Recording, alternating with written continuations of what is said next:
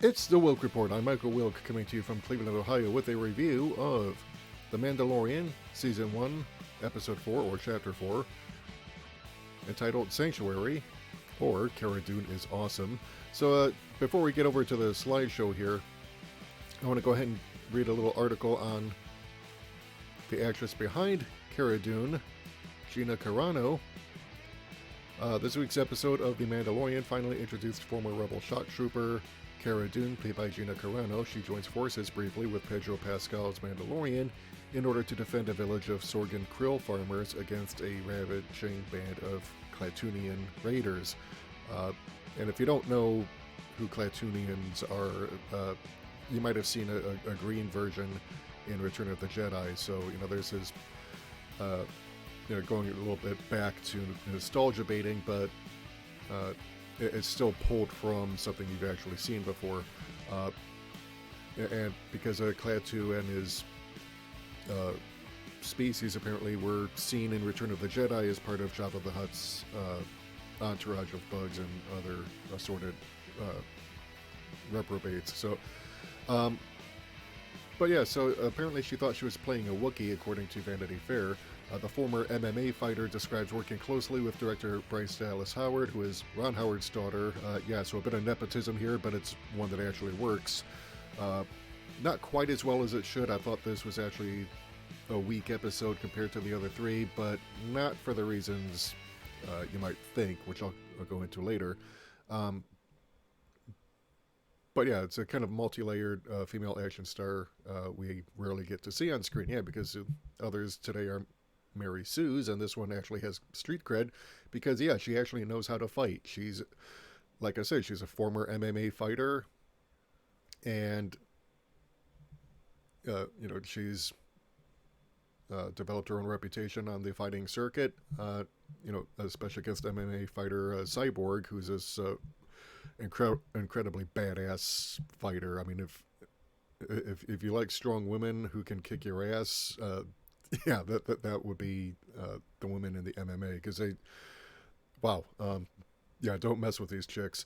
But she's she's out of that now, and she's into acting and stuff. So, but she kind of brings this believability though, because she actually has fighting skills and so she doesn't come across as a Mary Sue, and her character is actually well developed here. So it's kind of, but yeah, apparently she thought she was playing a Wookiee. I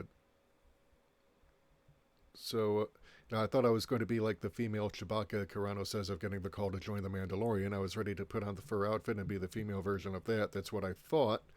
I was surprised to find that I was one of the few people you were actually going to see her face, and in a lot of scenes, sometimes the only face, which is pretty incredible. Carano is perhaps hinting at the future of her character. Fans of Cara Dune will be pleased to know that despite the Mandalorian leaving her behind to peacefully sip spatchka on Sorgan this week, the character will return. In fact, she's currently filming Season 2. So yeah, Cara Dune will be back. So if you like this episode and this character, then yeah, I think you're gonna like her. I certainly do, because this is actually how you do something right in terms of storytelling. So let's go ahead and get to the screen caps here. So we open up, we've got a village of krill farmers. Krill are these little blue fish and not the reptilian species on the Orville. So yeah, I mean, I have to wonder if this is a nod to the Orville because of Fox being bought out by Disney. So yeah, there's a raid on the village. This is the we'll see more of this lady here in a bit, because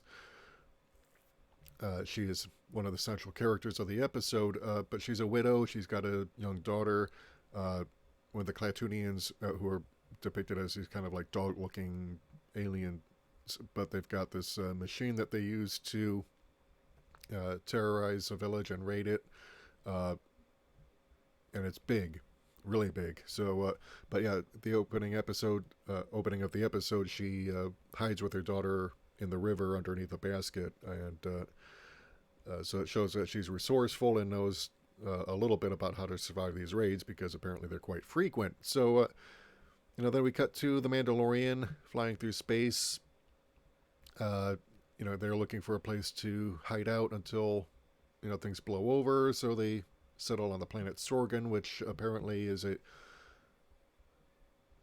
basically not even a level 1 planet if you watch Doctor Who. It's basically some scattered farming communities, but no major technology, no large settlements. It's basically a backwater, no place. So, he tries to leave Baby Yoda or Yoda Baby behind.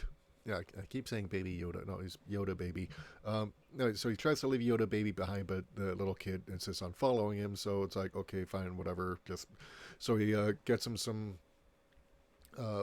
bone broth and goes to check things out. But there's this chick who he initially assumes is a bounty hunter sent to find him because she's like staring over at the table because they're not even really bothering to hide their presence here, which, if you're trying to lay low, I mean, this is one of the things I don't like about the episode because, and why I think it's a little bit weaker than it should be, because if you're trying to hide out, the last thing you would want to do is make yourself, visible, especially to people you think might be bounty hunters. So, this is one of those things I do have to complain about.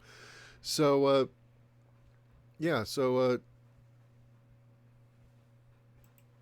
they, he starts tracking her after she's disappeared, and they get into this fight, and she's actually kicking ass. I mean, despite him having this, brand new Beskar metal armor, and him being badass, but again, he tends to get in over his head because and this kind of suggests that he's younger and maybe he doesn't particularly think things through like he should. So they're kicking ass, and it's kind of a draw. They've got their weapons trained on each other, ready to finish each other off, and then Yoda Baby comes along, and he's just like sipping broth, and it's like just staring at them, and neither of them can really finish this in front of the kid because they don't want to traumatize him. So we find out that the woman's name is Cara Dune. She's a former rebel shock trooper, a veteran of the Battle of Endor, I think. Basically decided to take early retirement, not necessarily with permission from the New Republic forces. So she's kind of hiding out here. Mandalorian decides, well, okay, fine, you've got dibs on this planet. I'll leave with the Yoda Baby. And, so as he's getting ready to leave, he's approached by some farmers who want to hire him to go ahead and take care of the Clytunians because they've been doing the raids and everything. So they offer them all the money they have, which isn't much, and he's actually ready to turn it down because it's like, no, dude, this isn't enough. I mean, you don't have enough money to pay me to take care of this for you. But they offer shelter and food, which, I mean, he could use. So, that changes his mind. And, here we see the widowed mother again, who takes a shine to the Mandalorian. I don't know, I guess maybe there's something mysterious about all that armor and, the fact that he decided to help. But, when he and Cara Dune go to investigate, they realize that they find this footprint, and it's an AT-ST walker. Now, if you have seen Return of the Jedi, those Imperial walkers, those little bipedal tanks that were seen in the Battle of Endor. They realize that, this is way more than they bargained for. They're trying to warn them, look, you might as well just pack up and leave because, this is too big even for us to handle. Because, despite, being a badass Mandalorian and a rebel shock trooper, but they're outgunned and outnumbered. And even the Mandalorian knows not to take on this kind of battle, but the villagers refuse to leave. And, they ask, does any of you know how to shoot a gun? And the widow's the only one who raises her hand. And, a lot of people have been complaining about that and as being some kind of like SJW thing. And I don't quite buy it because, this is a planet that's already been established as kind of a backwater where people have to kind of get tough or die. And if Cara Dune is any example, clearly she's not the first one with some actual skills to come to this planet and try and start a new life. So, or at least to stick around for a while until things get better.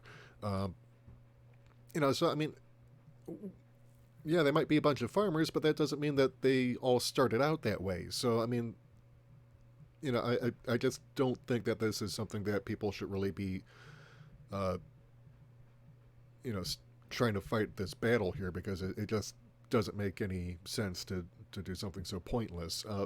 So, needless to say, the ATST, uh, yeah, again, this is kind of a weak part of the episode because they come up with this elaborate plan that they're training the villagers. Cara Dune is training them. They're learning how to shoot. They're training with the pointed sticks. Yeah, if you are a fan of Monty Python and you saw the pointed stick episode, yeah. Yeah, where they're doing training against bananas, and and John Cleese pulls out the gun and shoots the guy with the banana. But Eric Idle saying, "Oh, what if he had a pointed stick?" Oh Lord. So yeah. So needless to say, and I won't spoil the rest of the episode here. I mean, I actually want you to watch this because it actually plays out a lot better than I expected it to. I mean, it's still, like I said, it's kind of the weakest episode so far, but not for the reasons that you might think. And I think primarily it's because there are a bit of a there is some cheating going on here in the storytelling where I think the story could have been better. And example, Mandalorian, instead of lying low, actually goes ahead and starts walking around in full armor, and being seen by people when he should be like going incognito. And this I think is one of the weaknesses of the episode, and also also the episode seems to be very derivative of an episode of the Clone Wars cartoon, which came out in the early 2000s. So, and I forget which one, but it had a very similar plot. So, and a lot of people have been making that complaint, which, I haven't seen it. I don't even know which episode it is, but I'm sure you can look it up. But yeah, so I mean, those are the two big things. And it's also more kind of like people call it Disney-fied, which, I'm not sure exactly what that means, but I guess it's kind of like more family friendly, which people forget. This is on Disney Plus. It's a family show. It's only going to be so deep and complex because it's not just for adults. You want your kids to watch it too, and the kids are not necessarily going to understand all the deeper themes in it. But I mean, it's not that it isn't for adults. It is, but it's also for the kids too. So I mean, if you go into this show thinking that you're going to get this, adult level storytelling, you're going to be disappointed because it's not wholly for adults. It's a family oriented show. But never, I mean, don't get me wrong. I'm not saying that this is a bad episode at all. It's not. It's actually, if you took it as a standalone, it's actually not bad. The story, the deficiencies are, I think, more inherent in the script itself, not necessarily in the execution. But there's no Mary Sue's or Gary Stu's here. I mean, Gina Carano's Cara Dune. She's established as a former rebel shock trooper. She's been around a while. She's got fighting skills, and she shows them. And this is actually, I mean, hell, why couldn't we get Gina Carano as Rey? This is a kind of action star, female action star that we need in movies. I mean, because she actually brings a lot of credibility. I mean, she's 37, so I mean, the days of her being able to kick ass on that level, there maybe another 5 or 10 years, but she's got those skills and she brings it to the table, and it comes across as believable. It's not contrived. Although the fight scene with her and the Mandalorian, uh, I do have a little bit of trouble believing that some guy who's in full armor would have such a tough time. Although, again, the implications we've been getting so far is that the Mandalorian is kind of young, even though Pedro Pascal, who is the man underneath the armor, is 44. So he's probably not as quick as he otherwise would be if he were 34 and doing this kind of show. Um, but the Mandalorian himself is suggested to be kind of on the younger side. So, uh, he may not be as experienced as he otherwise would be.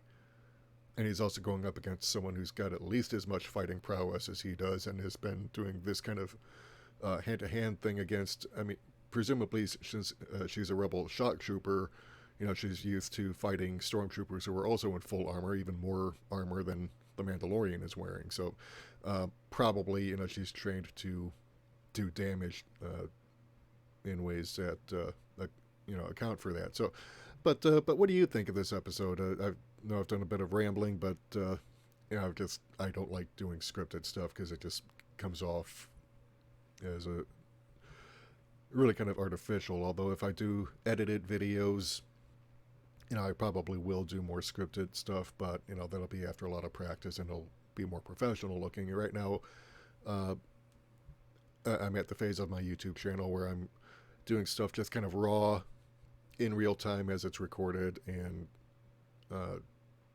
just giving you my thoughts as they come to me. So, but what do you think of this episode? Do you like it? Do you not like it? Why or why not? I want to hear from you in the comments. If you like what you've heard and you want to hear more, hit the subscribe button and the bell icon to receive notifications whenever we upload new content. Like and share. Support the channel if you want. Head over to our Patreon or subscribe to our page. Can't do this without you. I've also got a fundraising link in the description below. I'll also link to you the Vanity Fair article so you can read it further. Until next time, this is Michael Wilk for the Wilk Report saying take care, good night, I'm out.